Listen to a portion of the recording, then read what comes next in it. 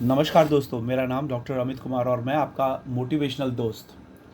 आज हम हमारे स्पिरिचुअल जर्नी में जानेंगे नवनाथ, इनके सचरित्र और चरित्र दर्शन के बारे में। शुरुआत करने से पहले मेरे गुरु गोरखनाथ जी का मैं आभार व्यक्त करता हूँ और इस नवनाथ चरित्र को शुरू करता हूँ।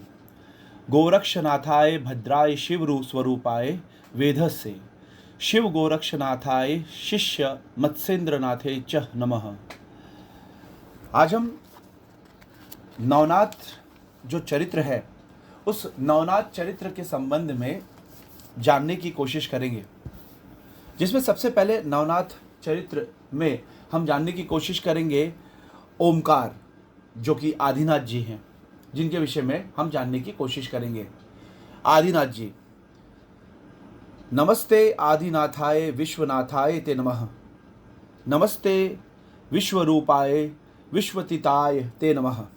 उत्पत्ति स्थिति संहार कारिणे कलेश हरिणे नमस्ते देवदेवश नमस्ते परमात्मने। योग मार्ग कृते तुभ्यं महायोगीश्वराय ते नमस्ते परिपूर्णाय जगदानंद ते तवे। हे आदिनाथ जी, आपको नमस्कार है। हे विश्वनाथ जी, हे विश्वरूपा, आपको नमस्कार है। हे विश्वावती चिन्मय, आपको नमस्कार है। हे देव देवाश, आपको समस्त सृष्टिकर्ता संरक्षक एवं संहार करता है, आपको नमस्कार है। हे परमात्मा, आपको नमस्कार है। आपने प्राणी मात्र के कल्याण के लिए योग मार्ग का प्रवर्तन किया। आप योगीराज, राजेश्वर, परिपूर्ण, ऐसे अलख निरंजन ब्रह्म हैं। समस्त जगत को आप अपनी कृपा से आनंदित करते हैं। इस समस्त सृष्टि ब्रह्मांड के मूल सनातन आदि पुरुष ओमकार अलख निरंजन आदिनाथ जी हैं। वह सृष्टि के त्रिगुणातीत अर्थात अ प्रणव रूप में उत्पत्ति कारक, उ प्रणव रूप में स्थिति कारक, म प्रणव रूप में संहार, ऐसे ओम से ओमकार स्वरूपी आदिनाथ जी सूक्ष्म रूप में उत्पत्ति, स्थूल रूप में स्थित एवं रुद्र रूप में संहार करने वाले, जगत के परम कल्याण करने वाले हैं। सूक्ष्म रूप में वह चराचर सर्वत्र विराजमान है। उनका स्थूल रूप परम कल्याण करने वाला भगवान शिव शंकर है, जिनका सदा सर्वदा निवास स्थान हिमालय में कैलाश पर्वत है, जिन्हें शिवलोक या शिवधाम भी कहते हैं, जहां वह सदैव अलख निरंजन स्वरूप में योग ध्यान समाधिस्थ रहते हैं और संपूर्ण सृष्टि का संचालन वहीं से करते हैं। इनको ज्योति स्वरूप भी कहते हैं।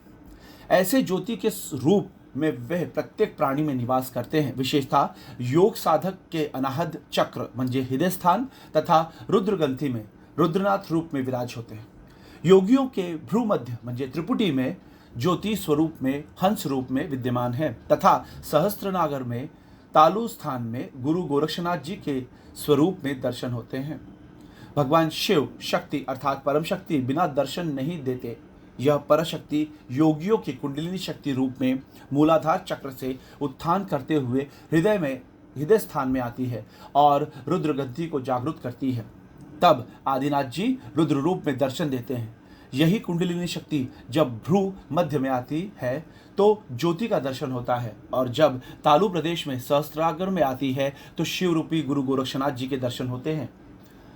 ऐसे नाथ दर्शन पाकर योगी परम तृप्त कृतार्थ आनंदित हो जाता है। उनके मुखमंडल का दैदीप्यमान तेज करोड़ों सूर्य के समान होता है। नीली पीली सुनहरी जटाओं में अमृत बरसाता चंद्र अति शोभनयनमान है। नेत्र कमल सदृश्य सुंदर लग रहे हैं। त्रिपुंड भस्म तीसरा नेत्र तीनों लोक तथा तीनों काल का ज्ञात दिख रहा है। कर्पूर कांति तेज से संपूर्ण सृष्टि प्रकाशित हो रही है। नीलकंठ में शेषनाग माला समान विहार कर रहे हैं। नाद सिद्धों के नाद जनेऊ रुद्राक्ष मालाओं से वक्षस्थल अत्यंत सुंदर दिख रहे हैं। भस्मी रमी काया कटी वस्त्र मृगछाल बाघंबर का आसन त्रिशूल डमरू शंख कमंडल आदि से युक्त दिव्य दर्शनों को पाकर योगी को परम कैवल्य आनंद की अनुभूति होती है और यही परम शिव लोक कैलाश परम मोक्ष मुक्ति को प्राप्त करवाता है। ऐसे निर्गुण निराकार आदिनाथ जी की सगुण रूपी शिव रूप में अनंत लीलाएं की है, जिनको शिव का योगमय लीला कहते हैं। ध्यान, तपस्या, सृष्टि उत्पत्ति, शक्ति उत्पत्ति, नाथ सिद्धों के अवतार, सती संग विवाह, राक्षस संहार, पार्वती विवाह, गणेश उत्पत्ति, गणेश विवाह, कार्तिक विरह, असुरों को वरदान देना तथा उनका संहार करना, 12 ज्योतिर्लिंग के रूप में स्थानों में विराजमान आदि ना जाने कितनी लीलाएं उन्होंने रची।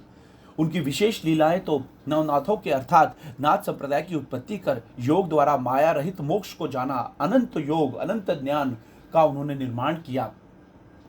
एक बार कैलाश में नारद जी ने शिव के गले में मुंडमाला देखकर उसका गुणगान किया। इसका रहस्य पार्वती ने शिव आदिनाथ को एकांत में पूछा, अतः आदिनाथ जी पराशक्ति पार्वती को क्षीर समुद्र के किनारे एक डोंगी पर एकांत में ले गए। वहां उन्होंने नाथ सिद्धों का महायोग ज्ञान को, जो प्राणी को भाव पार कर अमृतत्व प्रदान करता है, यह उपदेश देकर पार्वती को प्रथमतः शिष्य रूप में नाथ बनाया। अर्थात वहां नाथ सिद्धों की गुरु शिष्य परंपरा प्रारंभ हुई और उदयनाथ पार्वती नाथ दीक्षित हुई। उसी समय क्षीर समुद्र में स्थित मत्स्य गर्भ में यही ज्ञान माया स्वरूपी मत्स्येंद्र नाथ जी ने सुना और ओमकार आदिनाथ के शिष्य बनकर मत्स्येंद्र नाथ से प्रख्यात हुए। इसी प्रकार आदिनाथ जी ने नाथ संप्रदाय का श्री गणेश किया। ऐसे सर्वव्यापक श्री ओमकार आदिनाथ जी के भक्त, सेवक, शिष्यगण, देवी देवता, असुर, प्रत्येक प्राणी उसकी भक्ति करते हैं। वह सभी के इष्ट देव एवं परम ईश्वर है। इनकी प्राप्ति ही मोक्ष मुक्ति है। ओम लीम श्रीम अम आदिनाथाय विद्महे ओमकार स्वरूपाय धीमहि तन्नो निरंजन प्रचोदयात्, या ओमकार आदिनाथाय नमः। उपरोक्त में से किसी एक मंत्र का 108 संख्या में नित्य जाप करना चाहिए।